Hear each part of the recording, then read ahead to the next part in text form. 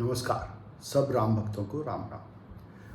आज उत्तरकांड में काकभूषुंडी जी शिव से पहले श्राप और बाद में वरदान पाने के बाद सर्प रूप में जन्म लेते हैं।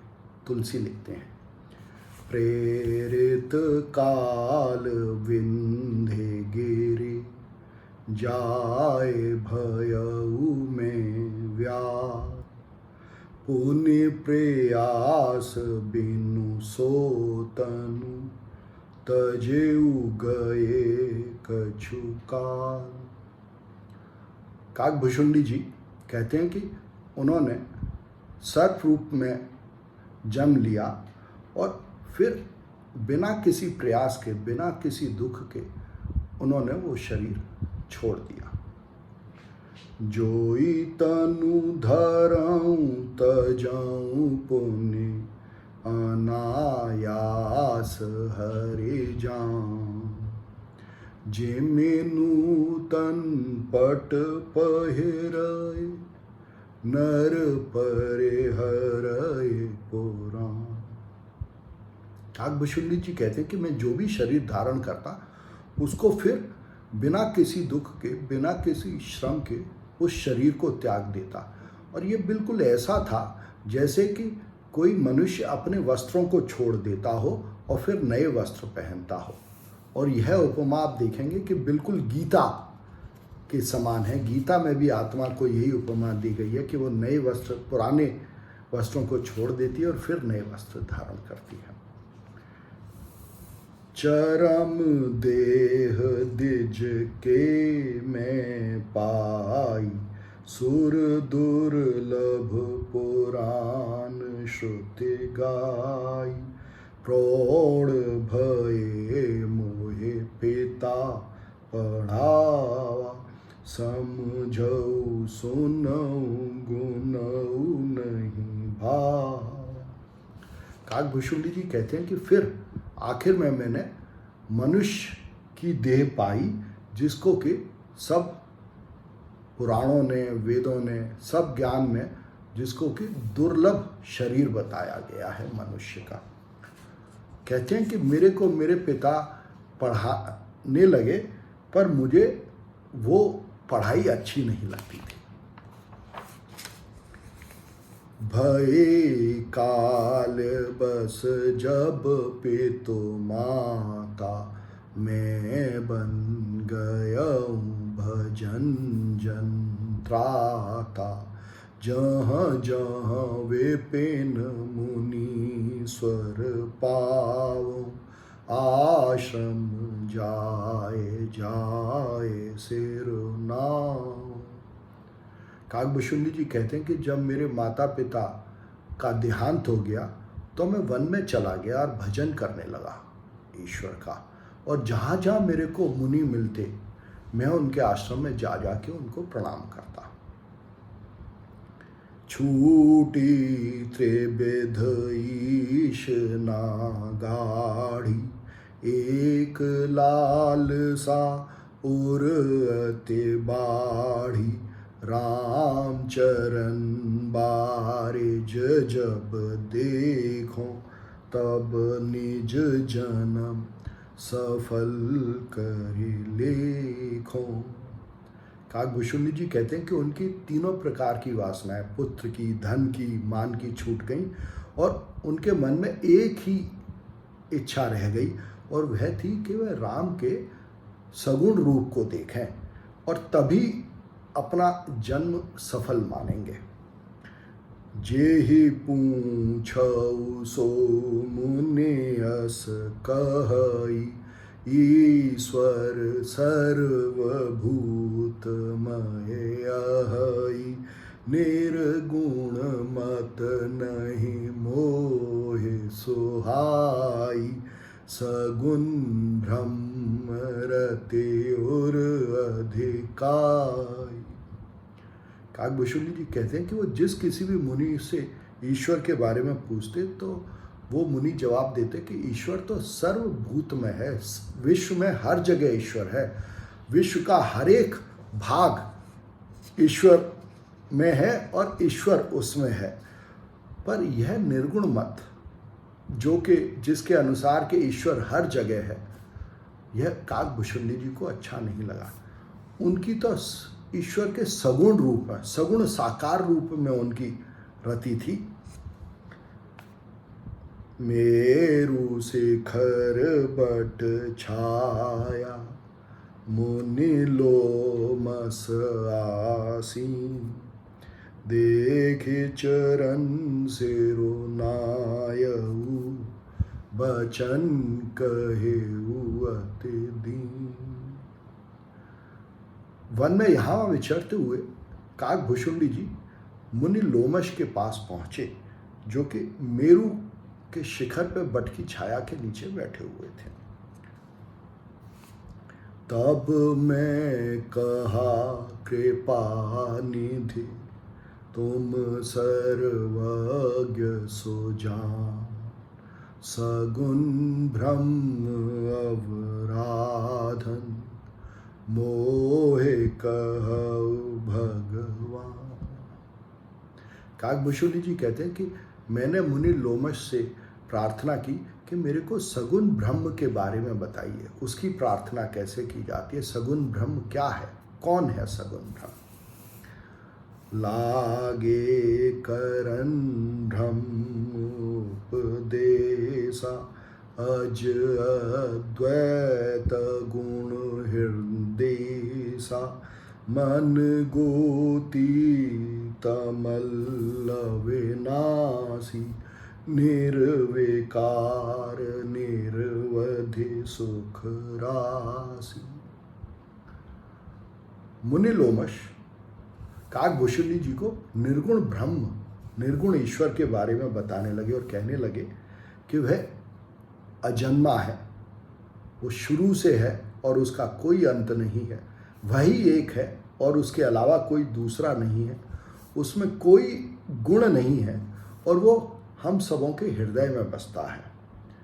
फिर कहते हैं कि वो मन और इंद्रियों से परे है, उसमें कोई दोष नहीं है और वो अविनाशी है, उसका अंत नहीं होता, उसका कोई आकार नहीं है, उसकी कोई अवधि नहीं है, मतलब उसका कोई अंत नहीं है और वो सब प्रकार से सुखों का निधान है, भंडार है। सोते ताहे तोहे नहीं भेदा, बारे बीच एव गावहीं वेदा। फिर लोमश मुनि काकभूषुंडी जी से कहते हैं कि उसमें निर्विकार ब्रह्म में और ईश्वर में, निर्विकार ब्रह्म या ईश्वर में और तुझ में काकभूषुंडी में कोई फर्क नहीं है, कोई भी दोनों के बीच में कोई अंतर नहीं है। जैसे समुद्र में उठने वाली लहरें और समुद्र में कोई अंतर नहीं है, दोनों ही पानी है। विविध भांति मोहे मुनि समझावा, निर्गुण मत मम हृदय न आवा, पुण्य में कहेऊ नाय पद सीसा, सगुण उपासन कहऊ मुनीसा। लोमश मुनि काकभूषुंडी जी को निर्गुण ब्रह्म के बारे में समझाने लगे, पर उनको तो सगुण ब्रह्म के बारे में जानना था, तो उन्होंने लोमश मुनि से फिर प्रार्थना की कि हे मुनि, मेरे को सगुण ब्रह्म के बारे में बताइए, सगुण ब्रह्म की कैसे उपासना की जाती है, वो क्या है। मुनि पुनि कहे हरि कथा अनूपा, खंड सगुण मत गुण निरूपा। लोमश मुनि ने फिर भगवान की कथा कह के निर्गुण मत का ही प्रतिपादन किया, निर्गुण ब्रह्म के बारे में ही बताया और ये कहा कि सगुण ब्रह्म नाम की कोई चीज नहीं है, उसका खंडन किया। तब मैं निर्गुण मत कर दूरी, सगुण निरूपं करे हठ भूरी, उत्तर प्रत्युत्तर में कीन्हा, मुनि तन भय क्रोध के चीन्हा। काकभूषणी जी कहते हैं कि इस पर मैंने निर्गुण मत को हटा के, दूर हटा के, बार बार लोमश मुनि से सगुण ब्रह्म के बारे में हट करने लगा। और जब काकभूषुंडी जी ने बहुत उत्तर प्रत्युत्तर लोमश मुनि जी से किए तो मुनि को क्रोध आने लगा। बारंबार सकोप मुनि करए निरूपण ज्ञान, मैं अपने मन बैठ तब करऊ विविधे अनुमान। लोमश मुनि बार बार क्रोध के साथ निर्गुण ब्रह्म के बारे में ही बताने लगे। उसी मत को, निर्गुण निराकार ब्रह्म के मत को स्थापित करने लगे। और काकभूषुंडी जी अपने मन में बैठ के सोचने लगे। क्या सोचते हैं? क्रोध के द्वैत बुद्धि बिनु, द्वैत के बिनु अज्ञान, माया बस परिछन जड़ जीव के ईस समा। काकभूषुंडी जी सोचने लगे कि क्रोध कभी द्वैत बुद्धि के बिना हो सकता है क्या? द्वैत बुद्धि का मतलब कि मैं हूं और तुम हो, और मैं और तुम अलग अलग हैं, मतलब दो हैं, एक नहीं है। तो काकभूषुंडी जी सोचने लगे कि ये क्रोध तो द्वैत बुद्धि से ही हो सकता है, और ये द्वैत अज्ञान का फल है। जब आदमी नहीं जानता तभी कहता है कि मैं हूं और तुम हो और हम दोनों अलग अलग हैं। और फिर कहते हैं कि माया के वश में ये जो जीव है ये क्या ईश्वर के समान हो सकता है?